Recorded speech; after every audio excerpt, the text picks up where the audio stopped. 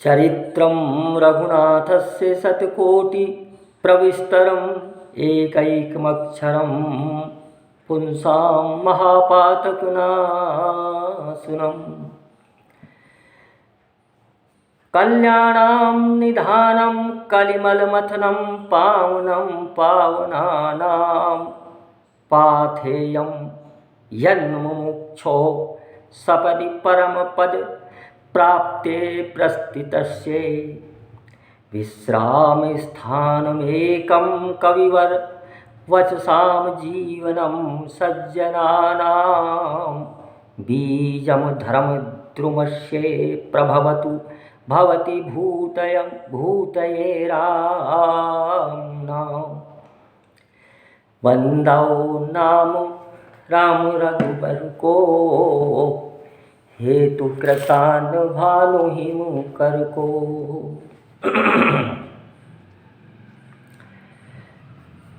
हरे राम राम राम हरे हरे, श्री राम जय जय राम।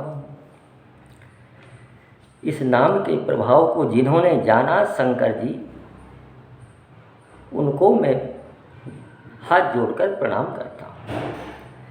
शंकरं संप्रदं सज्जनाददं शैलकन्यावरं परं रम्यं काममदमोचनं तामरसलोचनं वामदेवं भजे भावगम्यं कम्बुकुन्देन्दुकर्पूरगौरशिवं सुन्दरं सच्चिदानन्दकन्दं सिद्धसनकादियोगीन्द्र बृन्दारका विष्णु विधि वन्दचरणारविदं ब्रह्मकुलं वल्लभम सुलभमति दुर्लभम विकटवेशं विभुं वेदपारं नौमि करुणाकरं गरलगंगाधरं निर्मलं निर्गुणं निर्विकारं लोकनाथं शूलनिर्मूलनिं भूरिभानुं कालकालं कालातीतमंजरं हरं कठिन कलिकाल काननकृशानुं तज्ञमज्ञानपाथोदिघट संभवं सर्वगं सर्वसौभाग्यमूलं प्रचुरभवभञ्जनं प्रणतजनरञ्जनं दास तुलसी शरण सानुकूलं। जय जय श्री राम।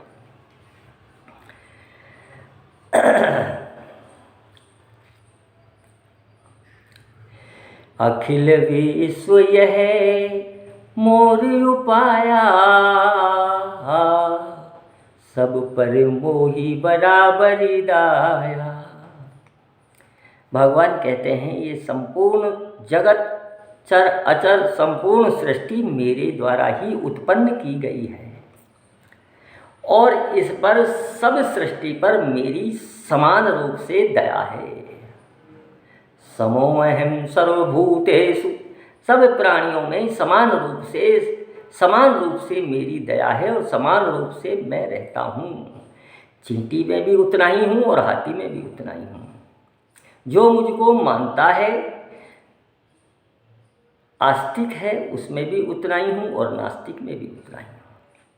सब में बराबर हूँ, किसी में कम ज़्यादा नहीं हूँ और किसी के प्रति मेरा कोई भेदभाव है ही नहीं। न मेरा किसी से राग है न मेरा किसी से द्वेष है। सब पर मेरी कृपा बराबर है। लेकिन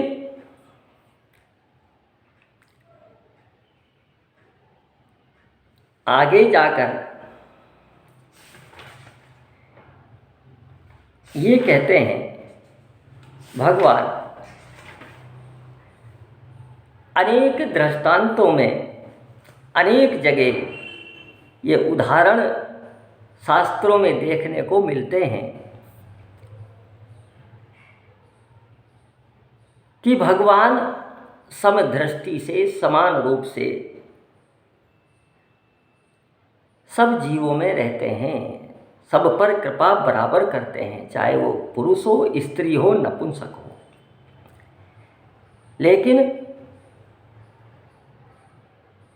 रामचरितमानस में आता है अरे तदपि करहि सम विषम विहारा, भगत ये भगत हृदय अनुसारा। इस चौपाई का अर्थ निकलता है कि सम और विषम विहार, यानी व्यवहार भगवान करते हैं भगत और अभगत के हृदय के अनुसार। तो इससे तात्पर्य यह निकलता है कि क्या ऊपर से जो दृष्टिगोचर होता है तो क्या भगवान पक्षपाती हैं, भगवान पक्ष लेते हैं? किसी भी जीव से कोई भेदभाव भगवान नहीं करते। समो अहम सर्वभूतेषु, सभी व्यक्तियों के प्रति मेरा भाव समान रूप से रहता है। दूसरा, सभी भूतों का सुहृदय हूँ, गीता में आता है कि सभी व्यक्तियों जीवों का हित चिंतक हूँ, सबके कल्याण की सोचता हूँ। फिर तदपि करहि सम विषम विहारा, भगत अभगत हृदय अनुसार। फिर भगत और हृदय, भगत के हृदय के अनुसार, भगत की रुचि के अनुसार भगवान करते हैं। तो अब यहाँ तो ये दृष्टिगोचर होता है कि भगवान पक्षपाती हैं, भगवान पक्षपात करते हैं, पक्ष लेते हैं भगवान। क्योंकि और भी कई जगह गीता में आया है, अनन्याश्चिंतयन्तो माम ये जना पर्युपासते। अनन्य रूप से जो मुझे भजते हैं, जो मेरा भजन करते हैं, उनके मैं योग और क्षेम की पूर्ति करता हूँ, दूसरों की नहीं करता। ऐसा है क्या? ऐसा नहीं है। भगवान न्यायकारी हैं, भगवान तटस्थ हैं, भगवान सब जीवों के ऊपर सम व्यवहार करते हैं। क्योंकि गीता में कहा है, समोऽहं सर्वभूतेषु नेमे द्वेष्यो अस्ति न प्रिय। समान रूप से सभी प्राणियों में मैं रहता हूँ, मेरा किसी से न द्वेष है न मेरा कोई प्रिय है। और इसके नीचे ही कहते हैं, ये भजन्तु तु मां भक्तया मयि ते तेषु चाप्यहम्। आगे कहते हैं जो मुझे भजता है, यानी जो मेरा भजन करता है, उनमें मैं हूँ, अर्थात वह मेरा कृपा पात्र है तो सब में, लेकिन वो मेरा विशेष कृपा पात्र है। अब इससे ऊपर की दृष्टि से जीव सामान्य रूप से सोचता है तो दिमाग में विचार आता है, तो क्या भगवान भी पक्षपात करते हैं क्या? ऐसा नहीं, क्योंकि चौपाई जो रामचरितमानस में आती है, तदपि करहि सम विषम विहारा, भगत अभगत हृदय अनुसारा, मानस की चौपाई है। यहाँ भगवान विषम व्यवहार करते हैं भक्त और अभक्त के अनुसार। अब इससे तो ये होता है कि भक्तों के प्रति भगवान का सॉफ्ट कॉर्नर है या पक्षपात करते हैं। तो भगवान न्यायकारी है, समदृष्टा है। फिर ये कैसे? ये तो गड़बड़ हो गई, भ्रांति हो गई। समदृष्टा कैसे हुए भगवान? अब मैं सभी प्राणियों में समान रूप से व्यवहार करता हूँ, अनेकों जगह गीता में आया है। और फिर रामचरितमानस में और गीता में यह भी आया है, अनन्यास चिंतयन्तो माम ये जना पर्युपासते। जो अनन्य भाव से मुझे भजते हैं, उनके योग और क्षेम की पूर्ति करता हूँ। दूसरा रामचरितमानस में आया है, सुन सुरेश उपदेश हमारा, राम ही सेवक परम प्यारा। सेवक बहुत प्रिय है। मानत सुख सेवक सेवकाई, अरे सेवक बैरु बैर अधिकाई। सेवक से जो प्रसन्न रहता है, सेवक की जो सेवा करता है, उससे भगवान बड़े प्रसन्न रहते हैं। और सेवक से जो बैर करता है, उससे बैर बांध लेते हैं। यद्यपि सम नहीं राग न रोसू, यद्यपि वो समान है, उनके राग और द्वेष नहीं है। गहहि न पाप पुण्य गुण दोषु, न उनको पाप लगता है न पुण्य लगता है। कर्म प्रधान विश्व कर राखा, जो जस करहि सो तस फल चाखा। कर्म की ही प्रधानता बताइए, लेकिन इसी संदर्भ में इसी जगह नीचे कहते हैं तदपि करहि सम विषम विहारा, भगत भगत हृदय अनुसारा। अब भक्त के हृदय के अनुसार करते हैं तो गड़बड़ हो गया मामला। दो तरह की बातें आ गई। आगे कहते हैं अगुण अलेप यमान एक रस, राम सगुण भय भगत प्रेम बस। राम सदा सेवक रुचि राखी, वेद पुराण साधु सुर साखी। भगवान तो भक्त की रुचि के अनुसार कहते हैं, उसकी रुचि के अनुसार करते हैं। अब इन चौपाइयों में विरोधाभास दिखता है, किंतु ऐसा है नहीं, क्योंकि भगवान की बनाई हुई वस्तुएं पंचतत्व पृथ्वी जल आकाश, ये जो 5 तत्व हैं, ये ही जब प्राणियों के प्रति भेदभाव नहीं करती तो जो इनका जो निर्माता है, जो इनको शक्ति प्रदाता है, वो भेदभाव कैसे करेगा। पृथ्वी जल वायु आकाश अग्नि, ये 5 तत्व सबको समान रूप से, इनमें जो शक्ति है वो सबको अपनी तरफ से प्रदान करते हैं, तो फिर भगवान भेदभाव कैसे करेगा। वायु समान रूप से बहती है, गंदगी को भी ले जाती है, दुर्गंध को भी ले जाती है। अग्नि सबको दाहक शक्ति देती है, सबको प्रकाशत्व देती है, चाहे कोई अग्नि की पूजा करे या नहीं करे। सूर्य भगवान, सूर्य की उपासना जो करे उसको भी प्रकाश देते हैं, उसको भी तपन लगाते हैं, उसको भी रोशनी देते हैं, और जो सूर्य की पूजा नहीं करता उसको भी देते हैं, समान भाव से। इनका काम है देना। अब यहाँ थोड़ा समझने की आवश्यकता है। प्रकृति प्रदत्त जो शक्तियाँ हैं, जो भगवान ने प्रकृति में इनको जो शक्तियाँ दे रखी हैं, सूर्य को, अग्नि को, जल को, आकाश को, वायु को, पृथ्वी को, इन शक्तियों का जीव व्यक्ति किस प्रकार से, किस भाव से, किस उद्देश्य से, किस लक्ष्य को लेकर, किस विधि से उपयोग करता है, वो उस जीव के ऊपर है। शक्तियों का कोई भेदभाव, किसी तरह का विषम व्यवहार दृष्टिगोचर नहीं होता।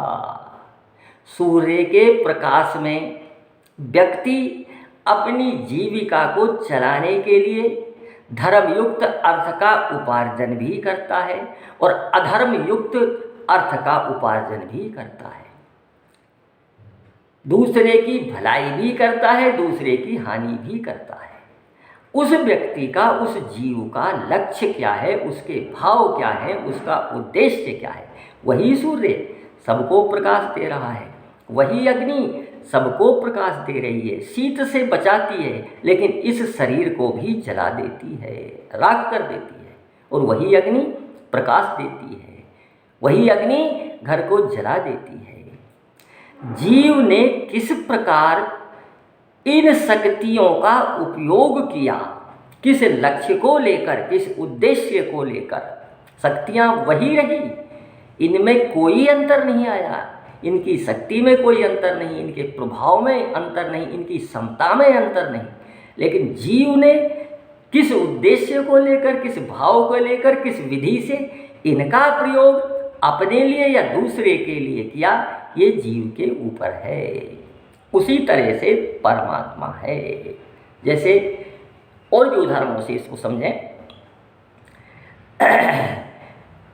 बिजली, लाइट बिजली की शक्ति है और एक ऊर्जा है, शक्ति है, बिजली आती है। अब उससे जीव ने, व्यक्ति ने, मनुष्य ने क्या काम किया, उसका उपयोग किस में किया। अरे भाई, बिजली से एसी बनाया, गर्मी में चलाया, ठंडी हवा आई। हीटर बनाया, सर्दी में चलाया, गर्म हवा आई। उससे गर्म हवा ले लो, ठंडी हवा ले लो, या फिर चिपक के उसके करंट लगवा लो या मर जाओ। उस शक्ति ने कोई भेदभाव नहीं किया। आपने जिस उद्देश्य को लेकर, जिस लक्ष्य को लेकर, जिस विधि से उसका उपयोग किया, उसने समान रूप से समान सबको उसका भाव दिया, यानी उसका फल दिया। बिजली वही रही। बड़े बड़े कारखाने चलाओ, ट्रेन चलाओ, कमरे को गर्म करो, ठंडा करो, या और कार्य में उसका उपभोग करो, ये तो उस जीव के ऊपर है। उस बिजली का दोष क्या है? बिजली से दुर्घटनाओं से कोई व्यक्ति मर गया तो बिजली का क्या दोष है? लापरवाही रही, या किसी ने चला के मारा, या किसी ने गलती की, तो ये तो जीव की परेशानी है ना, उस शक्ति का तो कोई दोष नहीं है। इसी प्रकार जल है, थल की तरफ जाता है, थल पे आधार है उसका। उस जल को लंबे पात्र में भर दोगे वो लंबवत हो जाएगा, उस जल को चौसर पात्र में भर दोगे चौसर हो जाएगा। इसमें जल की क्या विशेषता रही? उसको गर्म कर दोगे वो गर्म हो जाएगा, उसको ठंडा कर दोगे बर्फ जम जाएगी। जल वही रहा, जल तत्व वही रहा, लेकिन आपने अपने किस उद्देश्य से, किस कामना से उस विधि को किया, उसका परिणाम भिन्न भिन्न आता है। इसी तरह से सूर्य का एक और दृष्टांत है। एक लकड़ी का टुकड़ा है, सूर्य की किरणें आ रही हैं, उसको रख दो, सूर्य की किरणों को रोक देगा, तुम्हारे तक नहीं आ पाएंगे। उसने सूर्य की किरणें वही हैं, सूर्य का प्रकाश वही है, सूर्य का तेज वही है, लेकिन लकड़ी के टुकड़े ने वो प्रकाश को रोक दिया। दूसरा एक शीशा लें आप, उसमें आर पार सूर्य की किरणें तुम्हारे ऊपर पड़ेंगी, उसने नहीं रोका सूर्य। एक ऐसा लेंस आता है, एक ऐसा लेंस, और पीछे रुई रखो, अवतल लेंस से आप उसको कहते हैं। एक लेंस आता है, वो उस ऊर्जा को केंद्रित कर, ऊर्जा वही रही, किरण वही रही, कोई अंतर नहीं आया। उस ऊर्जा को केंद्रित कर कर रुई उसके पास में रख देंगे तो वो जला देगा। अब इसमें यही सार निकलता है कि भगवान सभी में समान रूप से रहते हैं। भगवान का और भगवान की कृपा का प्राकट्य जीव की भावना के प्रति प्रियता, श्रद्धा, विश्वास और भक्ति के ऊपर निर्भर करता है। भगवान सब में समान रूप से हैं, लेकिन आपका लक्ष्य क्या है? आपका भगवान से लगाव क्या है? लगाव है नहीं। आपके प्रेम से, आपकी श्रद्धा से, आपकी लगन से भगवान प्रकट होते हैं। इसीलिए जो भगवान को भजता है, जो भगवान को प्रेम करता है, जो भगवान के ऊपर आश्रित रहता है, जिसका एकमात्र सहारा भगवान है, उसके अनुसार उसकी देखरेख का जिम्मा पूरा भगवान का रहता है। इसलिए कहा है कि तदपि करहिं सम विषम विहारा, भगत अभगत हृदय अनुसारा। इसीलिए गीता में भी कहा है, अनन्यास चिंतयन्तो माम ये जना पर्युपासते तेषां नित्यभियुक्तानां योगक्षेमं वहाम्यहम्। जो व्यक्ति, जो जीव अनन्य भाव से मेरी उपासना करता है, मेरी ही उपासना करता है, तेषाम, उन नित्य उपासना युक्त जो जीव हैं, उनके योग और क्षेम का वहन मैं करता हूँ। सर्वधर्मान परित्यज्य माम एकम शरणं व्रज, अहम त्वाम सर्व पापेभ्यो मोक्षयिष्यामि मा शुचि। जो उसकी शरण में अनन्य भाव से चला गया, फिर जिम्मेवारी भगवान की हो गई। फिर तो जो उसके हित में होगा भगवान करेगा, क्योंकि जिम्मेदारी आ गई भगवान की। बच्चा जब छोटा होता है तो समस्त बच्चे की परवरिश का उत्तरदायित्व माँ पर होता है। जब नहलाए, जब नहले, जब खाना खिलाए, जब ख्याल, उसका कोई अपना बल नहीं होता, कोई सामर्थ्य नहीं होती, पूरी तरह से आश्रित है, पूरी तरह से आश्रित है। उसका निर्वाह, उसकी सार संभाल, उसकी देखरेख माँ ही करेगी। तो अब ये पक्षपात हुआ क्या। और थोड़ा बड़ा हो जाएगा बच्चा, जब बड़ा होगा तो माँ उसके प्रति लापरवाह हो जाए, क्योंकि उसको फिर खुद का बल आ जाएगा, खुद की बुद्धि का अभिमान आ जाएगा, मैं ये कर लेता हूँ, सामर्थ्य आ जाएगी, फिर माँ ध्यान नहीं देगी। इसलिए जिस विधि से, जिस ये यथा माम प्रपद्यन्ते तांस तथैव भजाम्यहम्, जैसा भगवान को जो भजता है भगवान भी उसी तरह से उसको भजते हैं। अनन्य भाव से भगवान को जो भजते हैं उनके लिए भगवान ने यहाँ तक कहा है कि जो मेरे अलावा तुम्हें छाड़ गति दूसरी नाही, जो भगवान को छोड़कर जिनकी कोई गति मति रति कहीं है ही नहीं, अब उनके मालिक तो भगवान ही हुए, जिनमें स्वयं का बुद्धि का बल, बाहुबल, स्वयं का ज्ञान का बल जो है वो अपने बल से चलो, भगवान ने कोई रोक टोक नहीं रखी। लेकिन जो भगवान के सिर पड़ गया, जो भगवान की अनन्यता से भक्ति करता है, जिसका सब कुछ भगवान ही है, उसकी तो फिर भगवान ही रक्षा करते हैं। न वो अच्छा करता है न बुरा करता है, भगवान के ऊपर आश्रित है, न वह अच्छे को अच्छा समझता है न बुरे को बुरा समझता है, वो भगवान के ऊपर आश्रित है। उसके लिए तो भगवान फिर क्या कहते हैं साधुवो हृदयम मह्यम साधुनाम हृदयम त्वहम मदन्यत तेन जानन्ति नाहं तेभ्यो मनागपि। साधुओं का हृदय मैं हूँ, मेरे हृदय साधु हैं। साधु मेरे अलावा किसी को नहीं जानते, मैं साधुओं के अलावा किसी को नहीं जानता। कृपा जो मेरी होती है, जो मुझे अनन्यता से भजता है, उसके ऊपर मेरी कृपा होती है। और उसके ऊपर कृपा ही नहीं, अहम भक्त पराधीनो है स्वतंत्र युधि साधुभिर्ग्रस्त हृदयो भक्तैर्भक्त जन प्रिय। मैं स्वाधीन नहीं हूँ, मैं भक्तों के पराधीन हूँ। भक्त जैसे मुझे नाचना चाहते हैं उस तरह से मैं नाचता हूँ, क्योंकि भक्तों से मैं बंधा हुआ रहता हूँ। भक्त मुझको प्रेम में बांध लेते हैं। कैसा प्रेम? प्रेम जो भक्त स्वयं के लिए कुछ चाहता ही नहीं, मेरे लिए ही सब कुछ करता है, ऐसा प्रेम। और प्रेम क्या है? प्रेम की परिभाषा बताते हैं नारद भक्ति सूत्र में आता है, अनिवर्चनीयम प्रेम स्वरूपम मूकास्वादनवत् गुणरहितम कामनारहितम प्रतिक्षण वर्धमान विच्छिन्नम सूक्ष्मतर मनोभाव रूपम। ये प्रेम की परिभाषा बताई है। जिस भक्त का अनन्यता से भगवान के चरणों में प्रेम हो जाता है, अनिवर्चनीय, प्रेम का स्वरूप अनिवर्चनीय है, वर्णन तो उसका हो ही नहीं सकता, केवल अनुभव किया जा सकता है।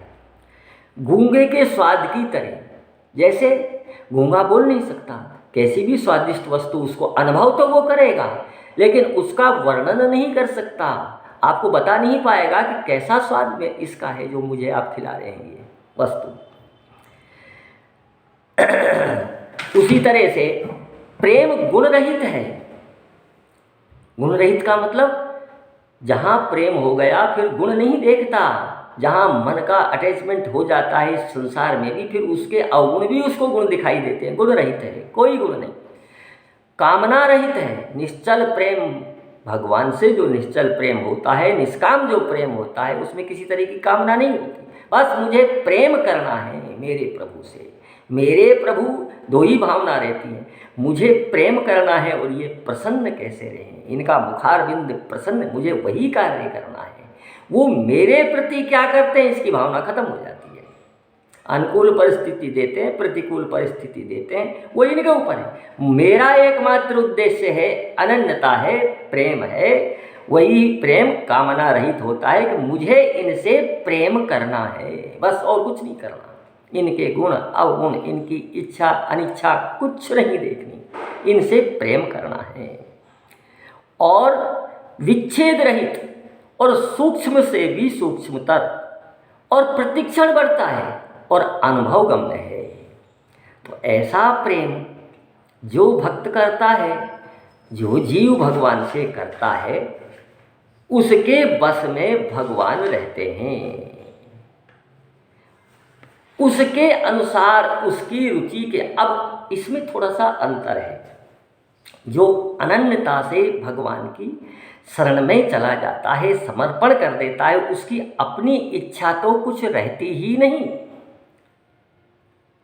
भगवान जैसा उसको करते हैं उसमें ही प्रसन्न होता है। जाहि न चाहिए कबहु कछ तुम सन सहज स्नेह, जिसको कभी कुछ चाहिए ही नहीं, सहज स्नेह है उसका। अब उसकी इच्छा क्या करेगी? तो भगवान स्वयं उसकी हित की सोचकर कि इसके परिणाम में हितकर क्या वस्तु होगी वो प्रदान करते हैं, वो देते हैं। हर समय उसके हित की चिंता भगवान को होती है, भगवान ही उसका हित करते हैं। अब इस तरह से भगवान भक्त के बस में रहते हैं और उसके सब माया को अपने आप ही दूर कर देते हैं। कितना ही प्रयास कर लो, अपने बल से माया नहीं जाती। देवी ये गुणमयी मम माया दुरत्तया, ये बहुत बलवती है माया, जाती नहीं है। लेकिन भगवान की शरण में जाने पर माया, क्योंकि भगवान की है, भगवान की शरण में जाओगे तो माया अपने आप छोड़ जाएगी। इसलिए भगवान भक्त की रुचि के अनुसार करते हैं। और अब इसमें एक बड़ी चीज आती है, भक्ति। भक्ति से ही भगवान वश में होते हैं, भक्ति से ही भगवान सगुण साकार रूप धरकर भक्त के सामने आकर खड़े हो जाते हैं और कहते हैं वर मांगो। और भक्त कहता है दे मान ने गिरेती, मैं बार बार मांगने की कहता हूं, लेकिन भक्त को जाई ने चाहिए कब कुछ तुम सन सहज सने, उसको चाहिए ही नहीं कुछ। ऐसे भक्त के बस में है भगवान। अब भक्ति का यूँ तो वर्णन अनेक जगह पर आया है, लेकिन भक्ति की साधारण एक परिभाषा है, येन केन प्रकारेण मने कृष्ण निवेदित। जैसे भी हो, भगवान के चरणों में मन का निवेदन, मन को लगाना, मन को अटैचमेंट करना, मन को दृढ़ बांधे रखना, यही तो भक्ति है। लेकिन भक्ति में शर्त है। कैसी भक्ति? भक्ति तो संसार में भी होती है, माता के प्रति भक्ति, पिता के प्रति भक्ति, और भी किसी को धन के प्रति भक्ति है। भक्ति का मतलब जहाँ जुड़ाव है, जहाँ आपका संबंध है। तो भक्ति में भगवान ने कैसी भक्ति होनी चाहिए? पहली भक्ति है अनन्यता, दूसरा कोई नहीं।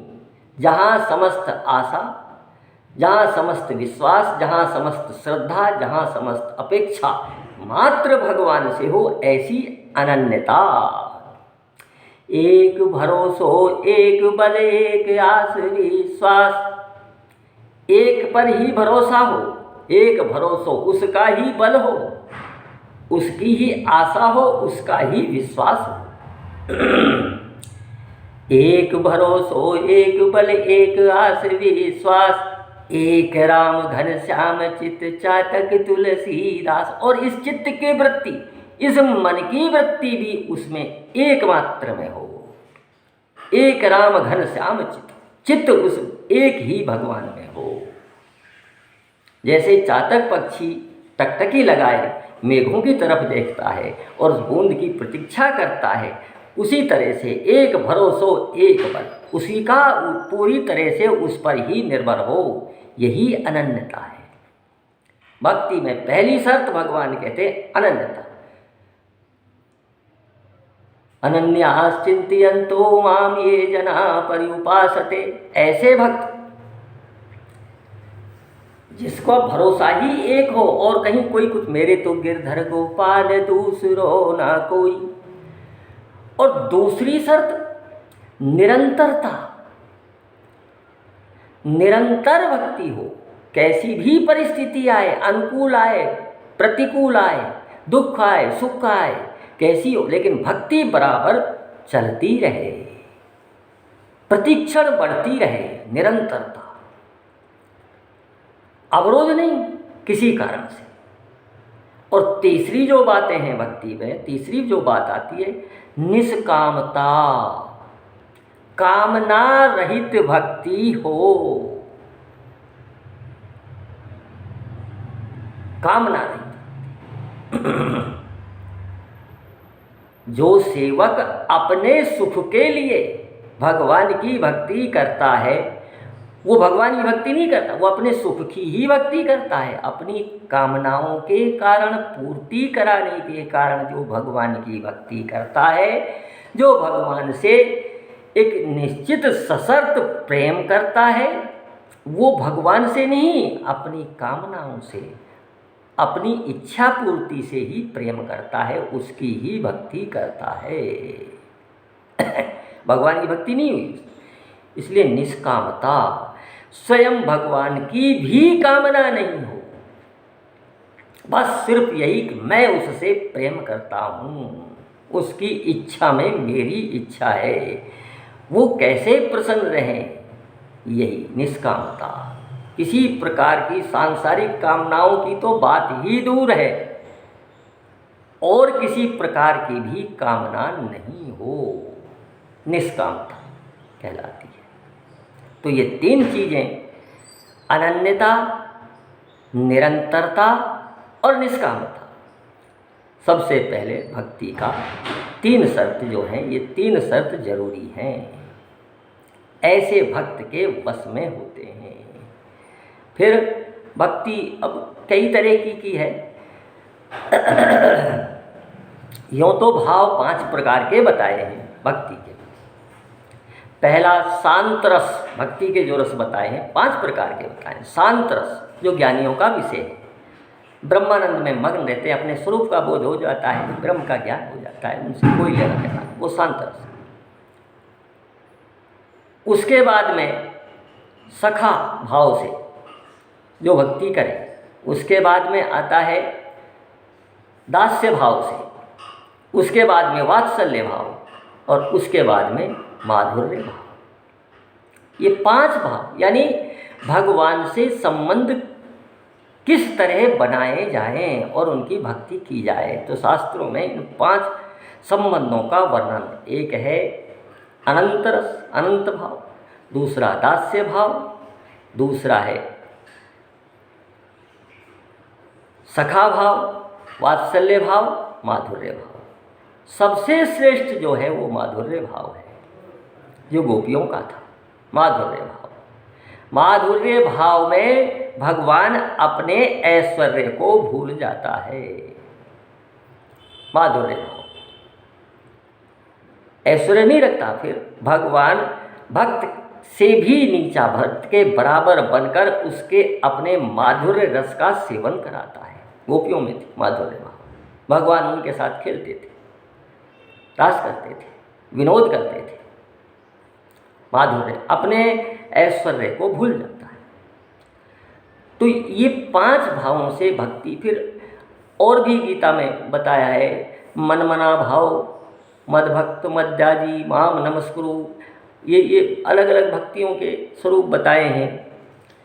मन को मेरे में लगा, मेरे लिए ही कर्म कर, मेरा भक्त बन जा, मुझको नमस्कार कर, इस तरह की भक्तियों का वर्णन गीता में आता है। लेकिन माधुर्य जो भक्ति है, देखो भक्ति एक अलग अलग विषयों पर अलग अलग संतों ने, महात्माओं ने इसका वर्णन किया है। आप और हम जो करते हैं वो साधन भक्ति, अरे भक्त भगवान से प्रेम कर कर साधन कर रहे हैं, भगवान की पूजा कर रहे हैं, भगवान का ध्यान कर रहे हैं थोड़ी बहुत देर, ये साधन भक्ति है। दूसरी प्रेमा भक्ति, इसके ऊंची सीढ़ी जो है वो प्रेम भक्ति, भगवान में प्रेम हो जाए, स्मरण स्वतः आने लग जाए। अब तो हम प्रयत्न कर कर भाई पूजा करनी है तो भगवान आधी घंटा भगवान का ध्यान करते, प्रयत्न कर कर मन को लगाते, और उसके बाद में प्रेमा भक्ति, जब स्वतः ही प्रेम होने लगे, फिर भाव भक्ति, और फिर महाभाव भक्ति। महाभाव तो राधा जी के पास है। प्रेमा भक्ति में स्वतः ही स्मरण होने लगता है, मन को लगाने की आवश्यकता नहीं। और भाव में, भाव भक्ति में व्यक्ति डूबा हुआ रहता है। साधन करे या नहीं करे, इंद्रियों के द्वारा साधन करे या नहीं करे, इंद्रियों का साधन तो सबसे निकृष्ट माना है, सबसे निम्न श्रेणी का माना है। भक्ति मन से ही बताई है। मन से जब तक भगवान का चिंतन नहीं करोगे, जब तक वो भक्ति के खाते में आपका कोई भी भाव लिखा नहीं जाएगा। इंद्रियों से जो भक्ति करते हो उसका कोई मूल्य नहीं है, उसका कोई वजूद नहीं है, उसका कोई महत्व नहीं है। मन एव कारणम मनुष्याणाम, मन एव मनुष्याणाम कारणम बंध मोक्षयो, क्योंकि मन से ही बंधन और मोक्ष होता है। तो मन से ही भगवान की भक्ति की जाती है। मन नहीं है, इंद्रिक भक्ति करते हैं तो उसका कोई लाभ नहीं मिलेगा। हाँ, धीरे धीरे धीरे धीरे प्रयास करते, इंद्रियों की भक्ति हुई तो धीरे धीरे जीव प्रयास करता है कि मन भी उसमें लगे, लेकिन लगना पड़ेगा, बिना लगे पार नहीं पड़ती। इंद्रियों के द्वारा की गई भक्ति भक्ति नहीं है। आप राम राम कर रहे हैं, मन कहीं और है, मन को लगाओ। अब मन को कैसे लगाएं, ये भी एक बड़ी समस्या है। मन तो बड़ा चंचल है। काफ़ी प्रयत्न करने के बाद भी हम और आप बैठते हैं ध्यान करने, भगवान का स्वरूप का ध्यान करते हैं, तो मन पता नहीं कहाँ से कहाँ चला जाता है। बुद्धि कहती है भगवान में लगो, लेकिन मन नहीं लगता, पहुंच जाता है माँ के पास, बीवी के पास, धन के पास, शत्रु के पास, पता नहीं कहाँ कहाँ चला जाता है। अब जब मन बुद्धि की नहीं मानता तो बुद्धि क्या करती है, क्रोध आता है, और क्रोध से उल्टा राग होता है, मन और विचलित होता है। अब देखिए इसमें अंतर है। मन जब गया, बुद्धि ने कहा भगवान में लगो, मन नहीं लगा, मन चला गया, बैठ गए आसन पर, लेकिन मन चला गया। अब बुद्धि तो भगवान में लगा रही है, बुद्धि तो भगवान में है, लेकिन मन नहीं है, और बिना मन के सब बेकार है। लेकिन मन के भाग जाने से बुद्धि को क्रोध आया, तो बुद्धि भी भगवान से हट गई, वो मन में लग गई। कैसा दुष्ट है, इसको कह रहे हैं ये लग नहीं रहा है, बिगड़ गया मामला। जो बुद्धि लगी हुई थी वो भी हट गई, मन ने उसको भी हटा दिया, और मन के ऊपर केंद्रित हो गई, क्रोध आया। अब इसमें क्या है, क्रोध मत करो। क्रोध करोगे तो वो लाइन टूट जाएगी। जहाँ जिस लाइन पर आप चल रहे हैं वहाँ विक्षेप आ जाएगा क्रोध से, और वो ध्यान वहाँ से हटकर क्रोध में आ गया, क्रोध ने फिर मन पर लगाया, फिर किसी वस्तु पर गया, बुद्धि भी विचलित हो गई। अब बुद्धि मन दोनों हट गए, अब क्या लेना देना, बैठे रहो, 2 घंटे तक बैठे रहो, क्या फर्क पड़ता है। सारे व्यवहार ही मन के संबंध से होते हैं, जिसमें तो वो भगवान है। भगवान से बिना मन लगाए कैसे संबंध आप बना लेंगे। जितने भी भाव बने, वात्सल्य, सखा, दास से, माधुर्य, सब मन से ही तो बनते हैं। इसलिए क्रोध नहीं करना। मन कहीं जा रहा है, हाँ मन गया, पास में कोई गाना बज रहा है और गाना सुन रहे हो आप, बुद्धि कह रही है मन भगवान में लगो, लेकिन मन पहुंच गया उस कर्णेंद्रिय को आदेश दिया सुनो, कर्णेंद्रिया सुन रही है, मन उसका आनंद ले रहा, और बुद्धि कह रही है भगवान में लगो। तो अब बुद्धि यदि सही रखोगे, क्रोध नहीं करोगे, तो बुद्धि यह सोचकर कि गाना बज रहा है, लेकिन उसमें भगवान को खड़ा कर दो। भगवान जैसा जिस बोल वो गाने के, भगवान को उसमें देखो, भगवान का रूप उसमें खड़ा कर दो, और मन से को सुनो गाना। किसी वस्तु को, किसी सुंदर इमारत को कहीं मन देखने चला गया, या अपनी माँ के पास चला गया, अपनी पत्नी के पास चला गया, तो उस पत्नी के रूप में बुद्धि के द्वारा भगवान को खड़ा कर दो, देखो खूब आराम से, क्या दिक्कत है। इसलिए क्रोध नहीं करना। मन जाएगा, इसका काम है जाना, पर बुद्धि के द्वारा जहाँ जहाँ ये मन जाए वहाँ वहाँ भगवान को खड़ा कर दो, लगो। फिर कुछ दिन बाद ऐसा होगा। देखो ये अभ्यास से होता है, अभ्यास से सब कुछ होता है। मेरा परिवेश ग्रामीण रहा है, मैं गांव में रहा हूँ, गांव में ही मेरा जन्म है। तो मैं देखता था जो गाय के बछड़े जो होते थे उनको प्रारंभ में हल्का जुआ यानी जूड़ा जो बोलते हैं, हल जिससे जोतते हैं, खेती करते हैं किसान लोग, प्रारंभ में उनके ऊपर रख दो तो वो भाग जाते थे, उसको तोड़ देते थे, और जो हाली था जो उनको हाँकता था उसको भी घायल कर देते थे। अभ्यास नहीं था उनको, मन कैसे करेंगे? तो किसान लोग एक तरीका अपनाते थे, गले में रस्सी बांधकर एक मोटी, बहुत मोटी लकड़ी उसके लटका देते थे, फिर उसको चलाते थे। 1-2 किलोमीटर बाद वो चलता था, फिर थक जाता था, भाग तो सकता नहीं, लकड़ी लटकी हुई है। अब वो फिर धीरे धीरे धीरे धीरे चलता था। कुछ दिन के अभ्यास के बाद में फिर उसको उस जुए में, उस जोड़े में जोतते थे, फिर उसको अभ्यास हो जाता था कि धीरे धीरे चलना है। तो फिर इतनी अच्छी तरह से हल जोतता था कि मनुष्य से भी ज़्यादा बुद्धिमान, ये मजाल नहीं 1 इंच इधर से उधर हो जाए, खेत को जोतते थे, हमने देखा है ये सब। तो सतत अभ्यास, बार बार बुद्धि के द्वारा अंकुश लगाने पर भी मन नहीं रुक रहा है, तो भगवान को वहाँ जहाँ मन जा रहा है वहाँ खड़ा कर दो। अभ्यास से धीरे धीरे धीरे धीरे धीरे मन फिर अपने आप ही केंद्रित हो जाएगा, केंद्रित हो जाएगा। चक्कर में, गोल चक्कर में, ऐसा देखा, गोल चक्कर में जिसको पहले चक्कियाँ भी पीसते थे, पानी भी निकालते थे कुएं से, एक बैल को लगा देते थे। कुछ दिन तक तो वो बैल को पीछे पीछे पीछे पीछे लदोड़ी लेकर, वो लकड़ी लेकर उसको हाँकते, रुक जाता था, फिर हाँकते थे, फिर रुक जाता। लेकिन कुछ दिन बाद वो ऐसा अभ्यस्त हो जाता था, उसके पीछे आदमी के चलना बंद हो जाता था और अपने आप ही चलने लगता था। वो अभ्यस्त हो जाता था, भाई पीछे है कोई, इसलिए रुकने के बजाय फिर साँटा पड़ेगा तेरे, फिर लदोड़ी पड़ेगी, इसलिए चलता रहता था, फिर आदमी की जरूरत ही नहीं थी। ये सब अभ्यास से होता है। अभ्यास से मन को बार बार बुद्धि को लगाओ। भगवान अपने माधुर्य जहाँ भाव रहता है, जहाँ प्रेम रहता है, माधुर्य भाव जहाँ आ जाते हैं, ये एक दूसरे से आगे आगे सीढ़ी दर सीढ़ी ऊंचे बढ़ते जाते हैं। सबसे श्रेष्ठ जो बताया है माधुर्य भाव। माधुर्य भाव इस तरह का होता है, भगवान विनोद भी करते हैं, भक्त भी विनोद करते हैं, लेकिन भगवान भी बुरा नहीं मानते, क्योंकि माधुर्य भाव, ऐश्वर्य भाव वो रखते ही नहीं, माधुर्य भाव देते हैं उनको, ऐश्वर्य भाव को भुला देते हैं। माधुर्य भाव,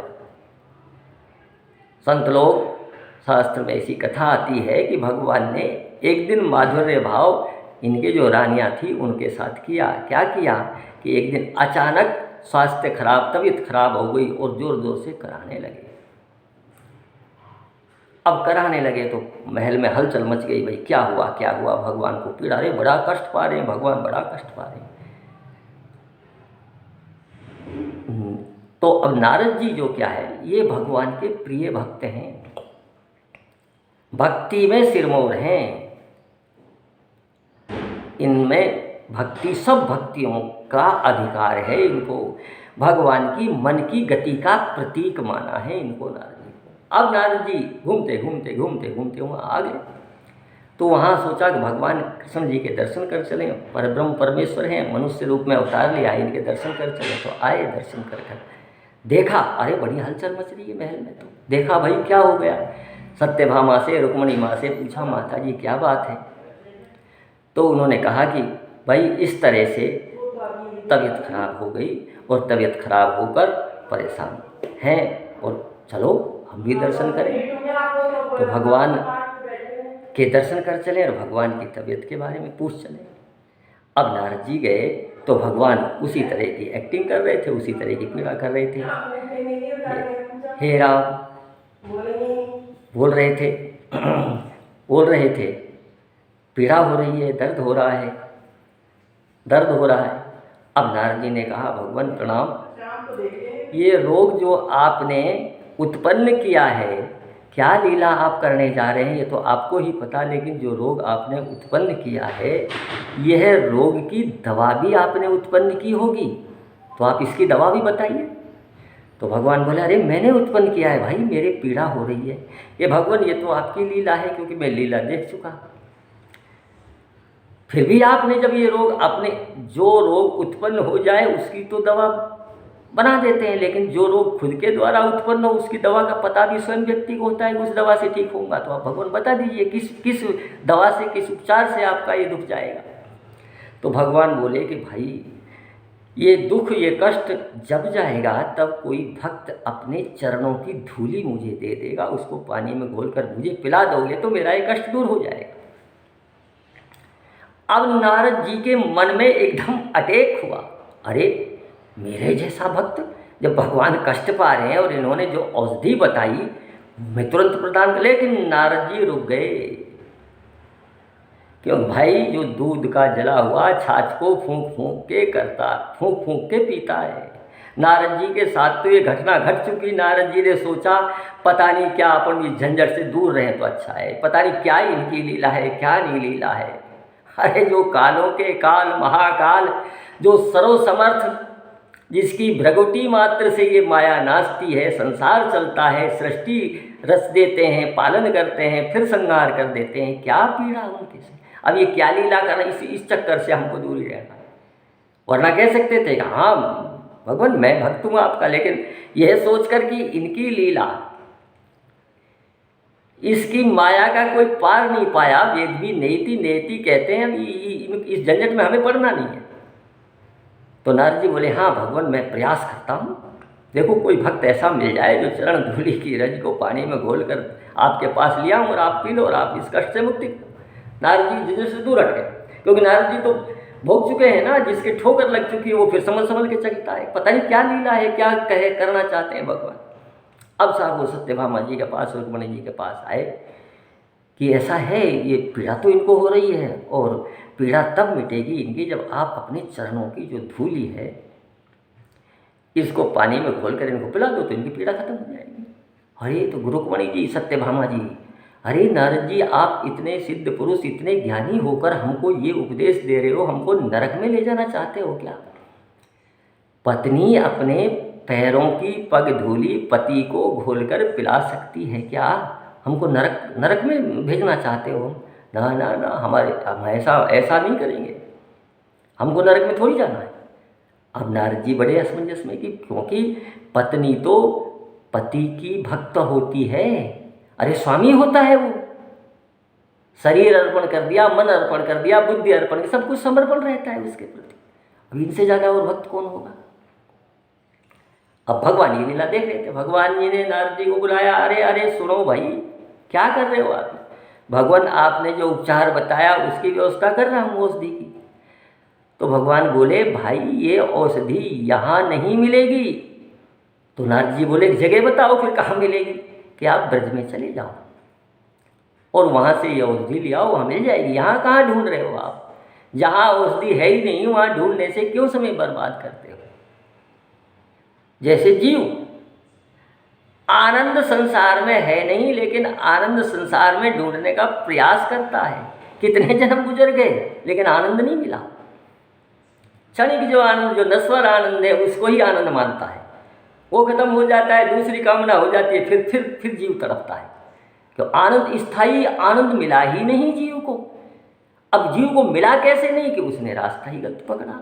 जहाँ आनंद है उस तरफ तलाश ही नहीं किया, जहाँ आनंद नहीं है, दुख ही दुख है, वहाँ तलाश कर रहा है, तो आनंद कैसे मिलेगा? इसलिए कृष्ण जी ने कहा कि आपको यहाँ औषधि नहीं मिलेगी, ये ब्रज में चले जाओ आप, वहाँ आपको योग। तो नारद जी योग माया से, योग बल से अपने वहाँ, भगवान की कृपा तो थी ही, अब व्याहत गति थी, तुरंत ब्रज में पहुँच गए। अब वहाँ गोपियाँ कृष्ण की चरित्रों का गान, कृष्ण की लीलाओं का ज्ञान, कृष्ण, पूरा ब्रज ही कृष्णमय हो रहा था। धन्यवाद ब्रज के, जिन्होंने अपने लिए जीवन में कुछ मांगा ही नहीं, कुछ चाहा ही नहीं, सब कुछ कृष्ण के लिए अर्पित, अपना तन मन धन सर्वस्व जो छावर कृष्ण। अब नारद जी पहुँच गए। नारद जी ने कहा रुको रुको भाई रुको, क्या बात है? गोपियाँ बोली कि जिसके प्रति आप इतनी दीवानी हो, जिसके गुणों का गान कर रही हो, जिसकी लीलाओं को आप कर रही हैं, जिसके चरित्रों को आप सुन रही हैं, जिसके चरित्रों को आप पढ़ रही हैं, जिसके चरित्रों को आप गा रही हैं, वो बहुत संकट में है। अब गोपियाँ, अरे क्या हुआ? क्या बात हुई हमारे प्रियतम को?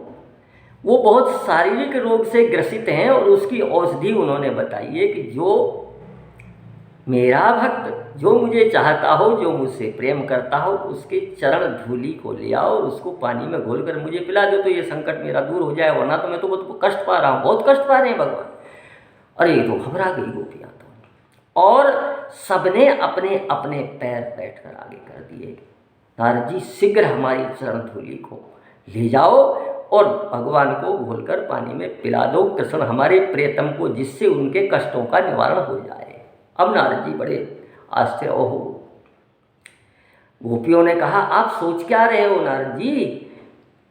कितना क्षण व्यतीत आपने कर दिया, कितना समय व्यतीत कर दिया, शीघ्र जाओ।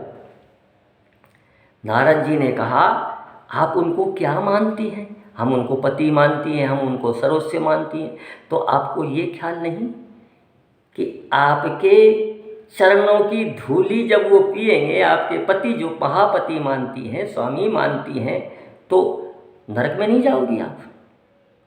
अरे नरक के भागी होगी।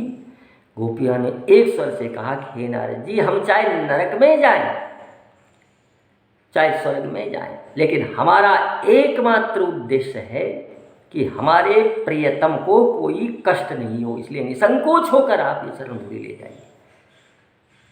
तो ऐसे माधुर्य को, ऐश्वर्य को छोड़कर भगवान ऐसे माधुर्य जो भाव में ऐसे प्रकट होते हैं, ऐसी लीलाएं करते हैं। तो भगवान के यहाँ पक्षपात नहीं है, वो तो भक्ति से द्रवित होकर, भक्ति के वश में होकर भगवान के वश में हो जाते हैं।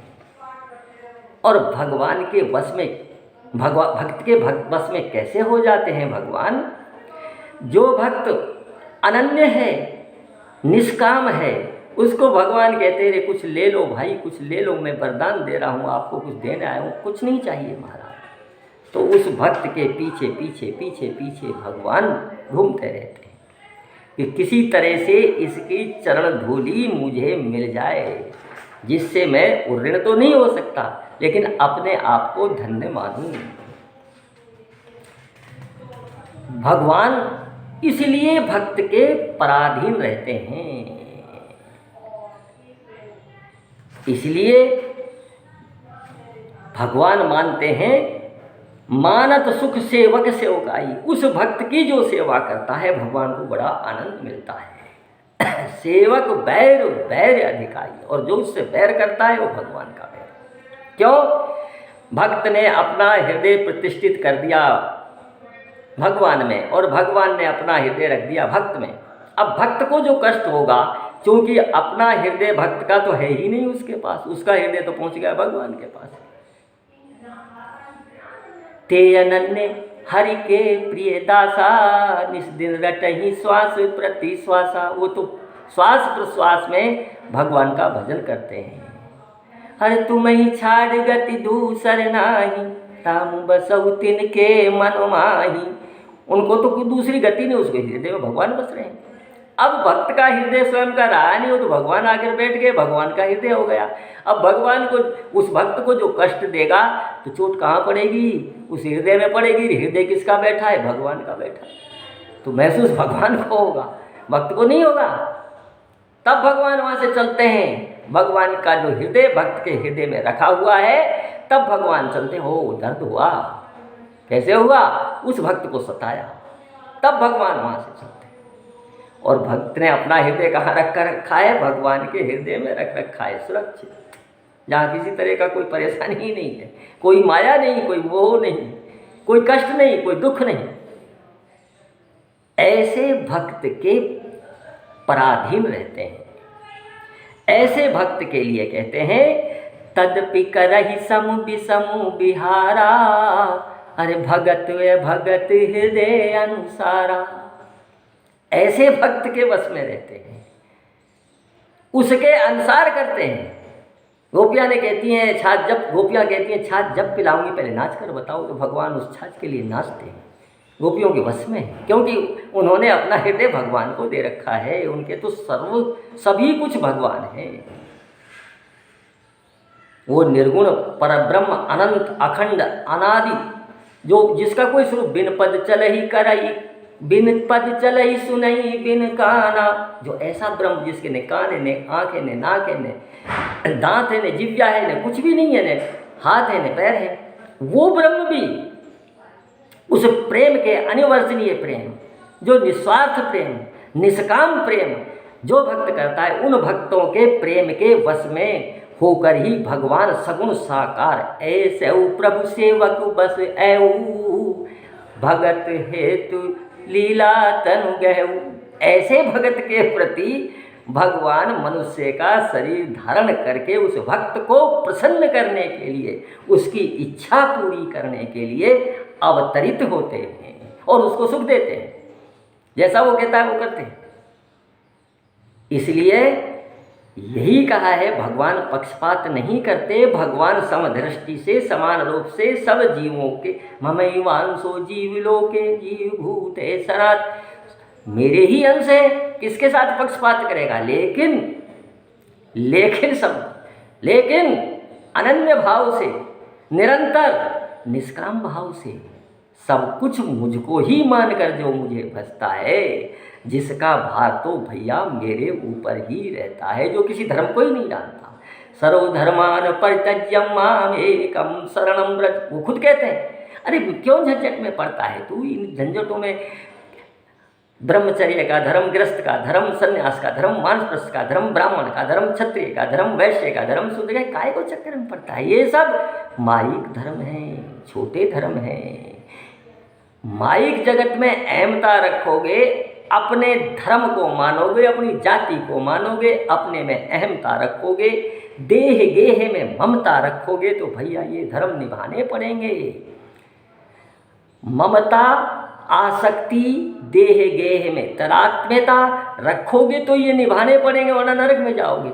और यदि ममता, अहमता, आसक्ति तदात्म्य शरीर में नहीं है तो सिर्फ एक धर्म को अपना ले। सर्वधर्मान परित्यज्य मामेकं शरणं व्रज, अहम त्वाम, मैं तेरे सब पापों चिंता ही मत करे, पाप तू करेगा ही नहीं, क्योंकि सब कुछ मेरे अंदर में रहेगा, तेरा फिर पाप कैसे करेगा। मैं तो तेरा हो गया यह भाव जिस दिन आएगा, तेरे रथ का सारथी कान्हा ही बन जाएगा, तेरे जीवन रथ का कान्हा सारथी बन जाएगा। तो ये भगवान की अनन्यता से निरंतर और निष्काम भाव से जो सेवा करता है, भगवान उसके वश में होते हैं, भगवान उसकी मुट्ठी में होते हैं। इसलिए भगवान से निष्काम भक्त कुछ नहीं चाहता।